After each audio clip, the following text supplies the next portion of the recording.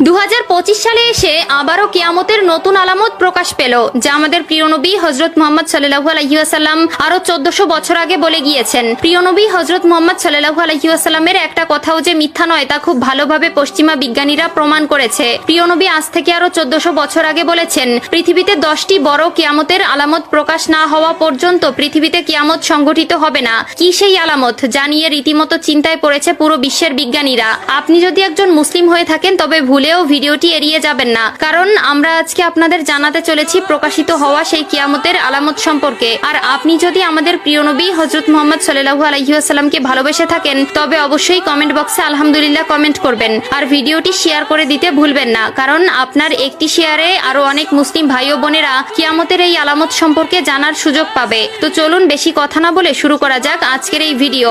হাদিসে বর্ণিত আছে, কিয়ামত সংঘটিত হওয়ার পূর্বে পুরো পৃথিবী থেকে পবিত্র আল কোরআন